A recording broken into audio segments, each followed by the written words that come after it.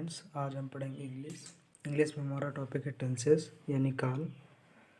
तो आज हम टेंसेस को बेसिक से समझेंगे और प्रेजेंट टेंस को पूरा पढ़ेंगे। ठीक है, तो आओ पढ़ते हैं। तो पहला है टेंस क्या होता है। तो समय को काल कहते हैं, अर्थात टेंस का अर्थ है समय, यानी जो समय होता है वही टेंस कहलाता है। फिर है there are 3 parts of tenses, यानी काल 3 प्रकार का होता है। कौन कौन से होते हैं उन्हें भी देखते हैं। पहला होता है प्रेजेंट टेंस, जिसको हम हिंदी में वर्तमान काल कहते हैं। दूसरा होता है पास्ट टेंस यानी भूतकाल, और तीसरा होता है हमारा फ्यूचर टेंस यानी भविष्यकाल। अब है प्रत्येक टेंस के 4 भाग होते हैं, यानी प्रत्येक टेंस के 4 भाग होते हैं। जैसे पहला होता है इंडेफिनिट, जिसको हम सिंपल बोलते हैं, साधारण वाक्य। दूसरा होता है कंटिन्यूस, जिसको हम इम्परफेक्ट बोलते हैं। ठीक है। तीसरा होता है परफेक्ट, और चौथा होता है परफेक्ट कंटिन्यूअस।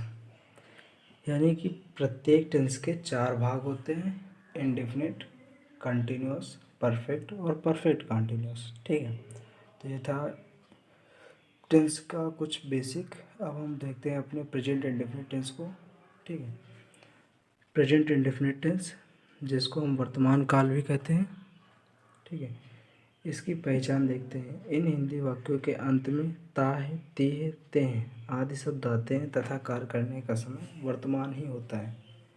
यानी इनके जो हिंदी वाक्य होते हैं, इनके अंत में ता, ती, ते आते हैं, और जो कार्य किया जाता है वो वर्तमान यानी प्रेजेंट टेंस में ही किया जाता है। इसकी हेल्पिंग वर्ब होती है डू और डज। ठीक है, एक वचनकर्ताओं के साथ डज तथा बहुवचनकर्ताओं के साथ डू का प्रयोग करते हैं।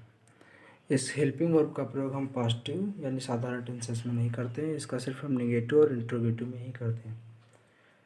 रूल नंबर फर्स्ट देखते हैं। इन वाक्यों में एक वचनकर्ता या फिर किसी नाम के साथ साधारण वाक्यों में यस या ईएस का प्रयोग करते हैं तथा क्रिया की पहली अवस्था का प्रयोग करते हैं।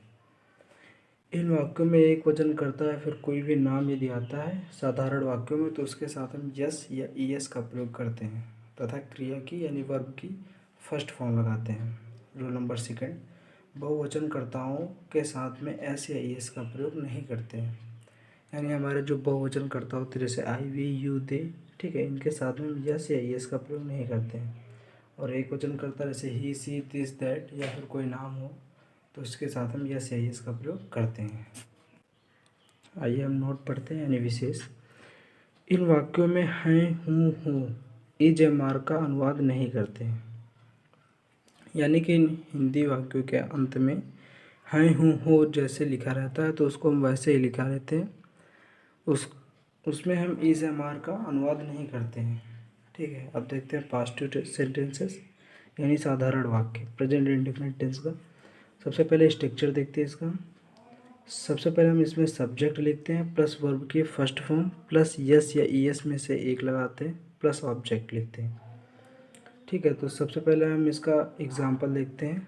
तो एग्जाम्पल पहला एग्जाम्पल है सूर्य पूर्व में निकलता है। तो the sun rises in the east.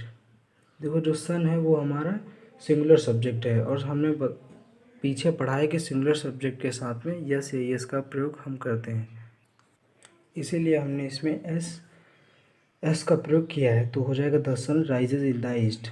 Example number दूसरा यानी सेकंड है लड़के विद्यालय जाते हैं, बॉयज़ गो टू स्कूल। देखो, लड़के बहुत सारे हैं, प्लूरल सब्जेक्ट्स हो जाएगा, इसलिए इसमें हमने इसके वर्ब में एस या एस का प्रयोग नहीं किया है। ठीक है, थर्ड है वह बाजार जाता है, he goes to market.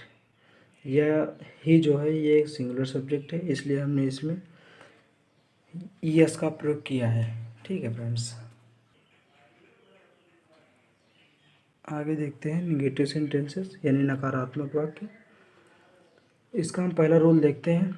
He, C, it एवं एक वचनकर्ता व किसी नाम के साथ डज नॉट व अन्य समस्त बहुवचनकर्ताओं के साथ डू नॉट का प्रयोग करते हैं। ठीक है, यानी कोई भी एक वचनकर्ता ही, सी, दिस, दैट या कोई नाम आता है तो उसके साथ हम डज नॉट, या फिर कोई बहुवचनकर्ता आई, वी, यू, दे आता है तो उसके साथ हम डू नॉट का प्रयोग करते हैं। रूल नंबर सेकंड है कभी नहीं के लिए हम नेवर का प्रयोग करते हैं। यानी जैसे वाक्य में आ जाता है कभी नहीं, तो उस स्थान पर हम नेवर का प्रयोग करते हैं। इसका स्ट्रक्चर देखते हैं। इसमें हम सबसे पहले सब्जेक्ट लिखते हैं, प्लस डू या डज में से एक लगाते हैं, प्लस नॉट लगाते हैं, प्लस वर्ब की फर्स्ट फॉर्म, प्लस ऑब्जेक्ट। देखो डू और डज सब्जेक्ट के अनुसार लगता है। एक वचन यानी सिंगुलर सब्जेक्ट के साथ में हम डज व प्लूरल सब्जेक्ट के साथ में डू का प्रयोग करते हैं। एग्जाम्पल देखते हैं। मैं वहाँ नहीं जाता हूँ तो I do not go there. I एक प्लूरल सब्जेक्ट है, इसलिए हमने इसमें डू का प्रयोग किया है। I do not go there. वह बाजार नहीं जाता है। He does not go to market.